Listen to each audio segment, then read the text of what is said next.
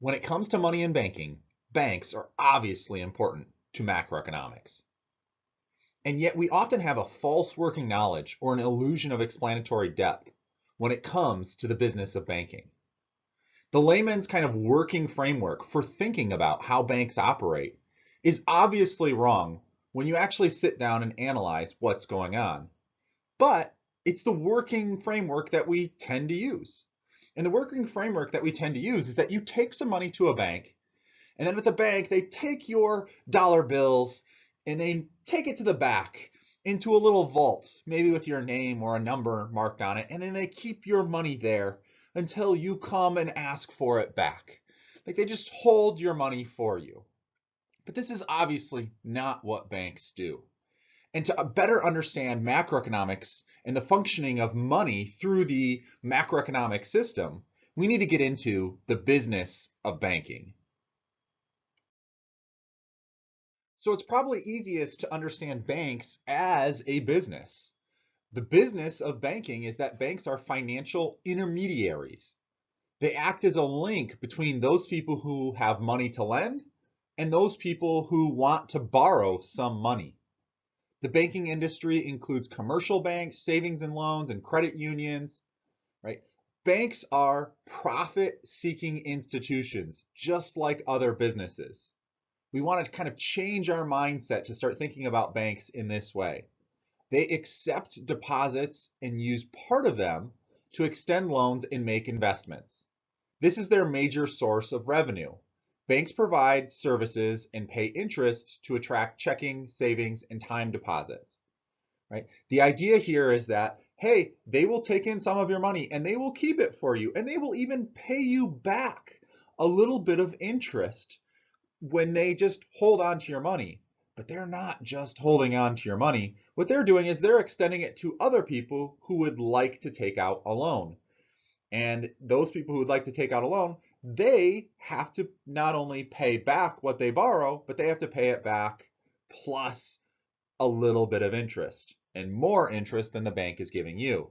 And that gap there between how much interest the bank pays you for borrowing your money and the amount of interest that they charge for those who they are lending money to, that's where the profits really come in. So we really want to think of banks as these profit-seeking institutions that are just taking money in, paying a little bit of interest out to the money that they have coming in, and then lending money out and charging even more money to those people who they are lending it out to. And the reason that they can do this is because they are a financial intermediary. They are providing this service of connecting those people who want to lend money and those people who want to borrow money. And they are providing this reputational mechanism and the reduction of the transaction cost that's taking place.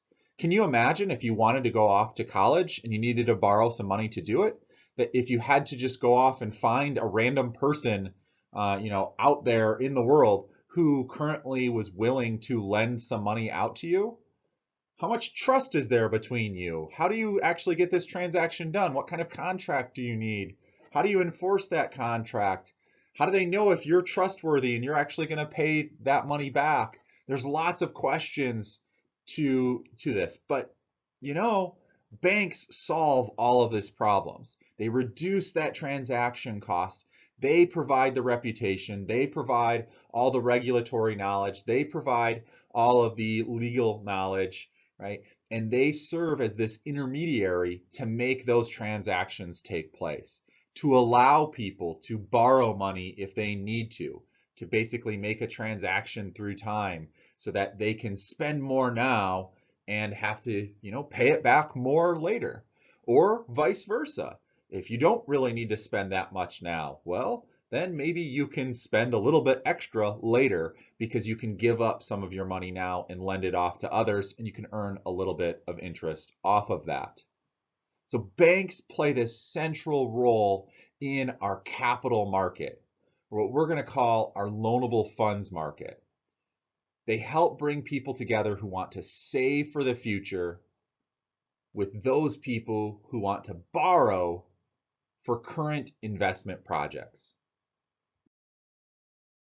So here we can see a graphical representation of our loanable funds market, or our capital market as we're creating this. How many loanable funds will actually be exchanged between those who would like to supply some loanable funds, who would like to, bring some money to the banks, and those who are demanding money from the bank, who would currently like to invest. So it's savers, the suppliers, and investors, the demanders here in the loanable funds market. In the loanable funds market, here we have a graph. This is a very typical microeconomics graph with a price on the vertical axis, but in this case, it is the interest rate. That is the price of borrowing money in this market. And then on the horizontal axis, often we have the Q of loanable funds, the quantity of loanable funds, or just the LF, the loanable funds, right? And so this is like a micro market. On the horizontal axis, you have a quantity. And so we have a quantity and we have a price on the vertical axis. We have a supply curve and a demand curve. And this is just a standard microeconomic supply and demand representation, but here our price is noted as the interest rate, a specific price here. So this is our loanable funds market. This is a very important graph for understanding monetary issues within macroeconomics. So this is one you really want to take note of, the loanable funds market. Interest rate on the vertical axis, upward sloping supply, downward sloping demand, and we have the quantity of loanable funds on the horizontal axis. So wherever we are on the supply curve, that's our loanable funds, that's our amount of savings. Wherever we are on the demand curve within our loanable funds, that's our amount of investment in the economy. Here we have an equilibrium price and quantity, so our savings is equal to our investment, and we have the interest rate R star. The United States banking system is a fractional reserve system. What this means is that banks are required to maintain only a fraction of their assets as reserves against the deposits of their customers. So in other words, if you bring some money into the bank, banks only have to hold in their bank a fraction of what you have brought in, right? That is their required reserves. So whatever that fraction is, they only have to hold that amount of money, and then the rest of it they can loan out to other people. Vault cash and deposits that the bank holds with the Federal Reserve all count as those reserves that they are holding onto. Required reserves, what the Fed requires each bank to keep in their reserves, is kind of that fraction of the money that they have to actually hold onto. So there's this idea of required reserves is what they have to hold within the bank or with deposits with the Federal Reserve, what they have to hold of your money when you bring it in, what they have to kind of have on hand to be able to kind of return it to you. That is the required reserve amount. We also, within fractional reserve banking, have another kind of terminology that we want to use, this idea of excess reserves. So this is your actual reserves in excess of that legal requirement. So if you are required to hold 10% of the money that comes in, and you have 10 people all bring $100 in, so you have $1,000 in your bank, and the required reserve is 10%, you're required to keep $100 on hand. But if you have, say, $150 on hand, then you have $50 in excess reserves.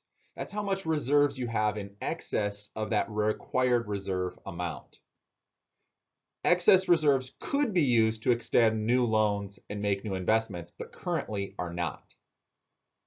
Under a fractional reserve system, an increase in deposits provide the bank with excess reserves and place it in a position to extend these loans and thereby expand the money supply. And this is going to end up being a big role that banks play, and we need to see how fractional reserve banking can kind of leverage the creation of money.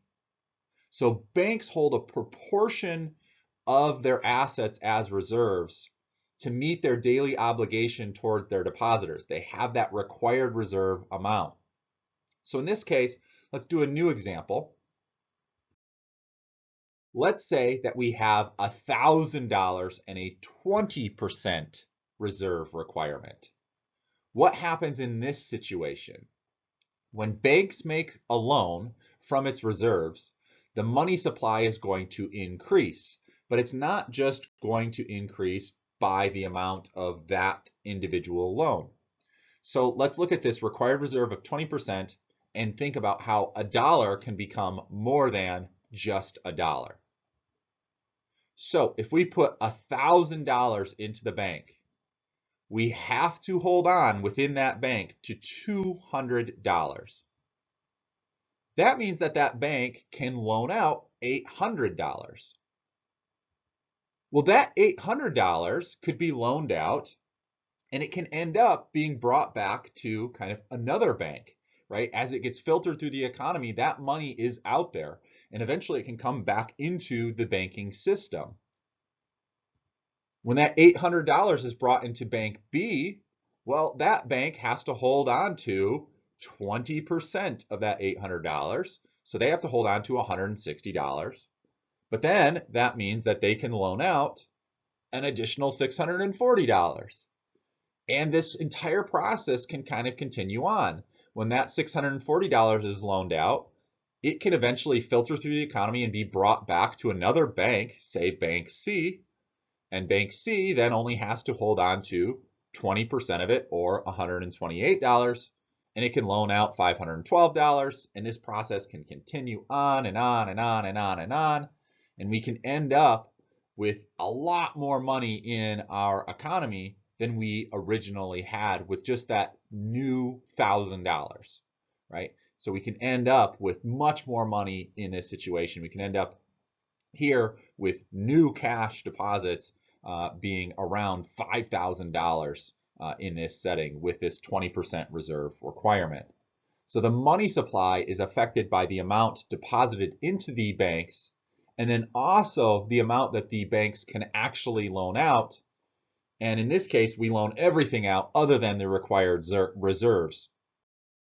So in essence, banks create money by extending loans. The lower the percentage of the reserve requirement, the greater the potential expansion in the money supply resulting from the creation of new reserves.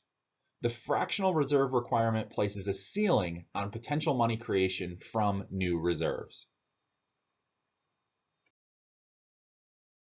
All right, so in this lecture, we overviewed the business of banking, the loanable funds market, and the idea of fractional reserve banking.